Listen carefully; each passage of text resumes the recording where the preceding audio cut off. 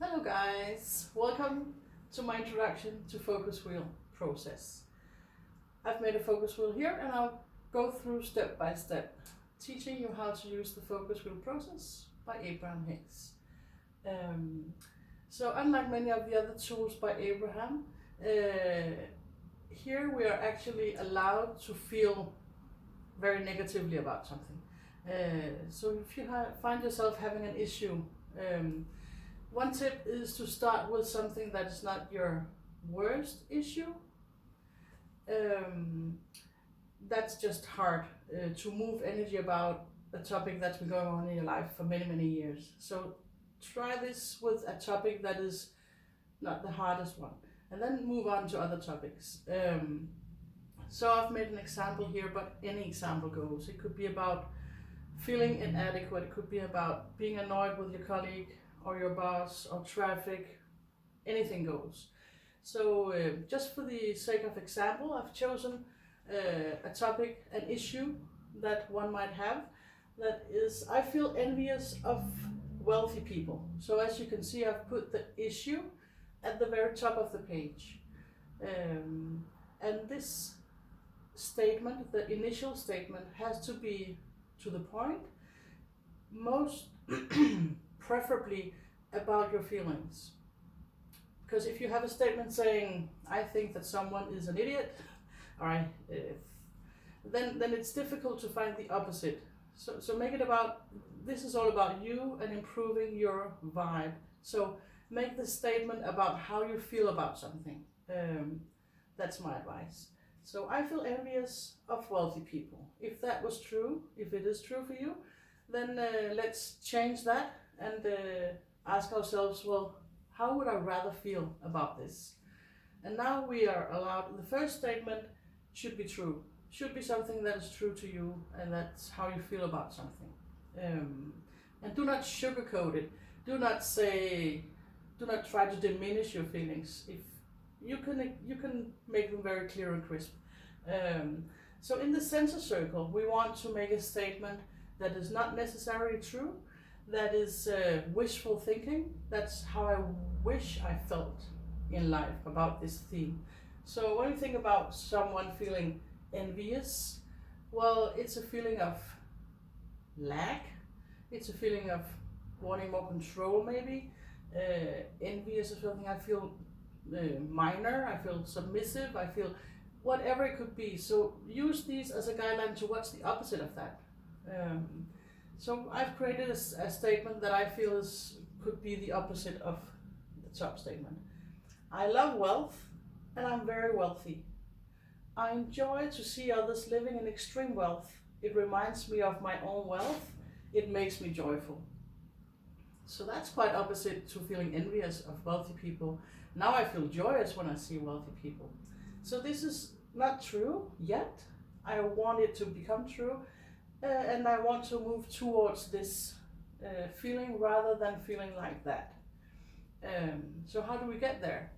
So in the beginning we have the initial statement and we have a wishful thinking in the center, and then we fill out the wheel by filling out the 12 posts. I've filled them out with help of my lovely friend Pernille. It's her handwriting. My handwriting is not as nice as this. So I filled out these with ideas to something that is true, but is more leaning in the direction of the center statement than encouraging the first statement. So trying to move away from the first statement and move towards the center statement in vibration, in focus, in thinking. So the first statement I thought of was, it is not natural for me to feel envy. It's not really natural. If I'm in my essence, if I am who I really, really am, I do not feel envy about anything. So it's not natural for me to feel envy. Second statement, I know that I'm worthy. Same thing. If you're in your vortex, if you're in total harmony with yourself, you know that you're worthy. So I know that I'm worthy. So I don't have to be envious of anyone. I have my worth in myself. Third statement, I often feel strong and powerful. See, when I allow myself to be envy of anyone, then I'm kind of losing my power. So I remind myself that I often feel strong and powerful. So again, it's building up towards being able to feel this way about myself. Fourth statement: I have enough of everything important. I have all that I need in life. I get food every day. I have a lovely bed. I have work. I have family. I have income. There's nothing that I need really. Fifth statement: sometimes I feel inspired by wealthy people. Oh, so I can actually look at someone who has more than I have in some area and think, wow, cool. Maybe I should get that as well. So it's inspiration. It's adding to my joy. Sixth statement: I'm glad that I know that great wealth is possible. Yeah, so I know for sure that it's possible to have huge amounts of wealth because I've seen it. So that's lovely. Yeah, can you feel it? Can you feel that we walk through this, as we walk through this and find statements that are true, that it feels different already? So 7, I can create my own wealth. I truly believe, and I think most Abraham Hicks's followers do that too. So I can create my own wealth. That's my truth, at least. And then I have another one. I love myself. So I really do love myself, and as I feel that love for myself, again, it's not the same vibe as feeling envy. So just feeling love for yourself is enough to shift you in the right direction. I feel capable. Yes, I have capabilities. I know I can do a lot of things. That's a wonderful feeling as well. I do not feel lackful. I feel capable. And next statement: I have lots of opportunities. If I look around, oh, I have opportunities. I get ideas. Yeah, doors might open. Maybe everything that I see is an opportunity to me. I enjoy seeing people with talent and enthusiasm. Oh, don't you just love when you find someone who's a specialist in some topic and they just go on about this topic and you get all enthusiastic too about this topic that you didn't even know about because they have this contagious glow about them. So people with talent and enthusiasm, I love them.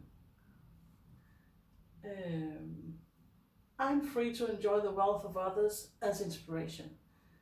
I am free to enjoy the wealth of others as inspiration. I can actually enjoy the wealth of others. It actually adds to my joy. And the currency that we can measure success in is actually joy. So the more you can feel joy, the more successful you are. So I know for sure that as I did this focus wheel as an example for you, it actually shifted my energy. I got uplifted, and that this is the process. This is it. You find the issue, you have the problem, the nuisance, and you write it down. No sugarcoating. Be honest, and you don't have to show this to anyone but yourself. And you can even burn it afterwards or whatever. But find that not pleasant feeling and write it down. And then spend some time on creating the center statement. It's actually the most important. It has to be really very positive, very uplifting. It could even be next level living. So spend a little time on creating this center statement. Spend time thinking about it, and then start by filling it out. And remember, this can be not true at all. It could be very wishful thinking, but these statements have to be true. And as you write this one, then you may think of this one. In the beginning, it may be difficult to find any statements, but just find one. And then see another one will come to you. As I was writing these ones, maybe it was just through these steps that I was able to find this one or that one. So even as you move through the wheel, you'll just shift few steps by steps. So I hope this explains the process a bit. And feel free to ask me further questions, but this is it. Thank you.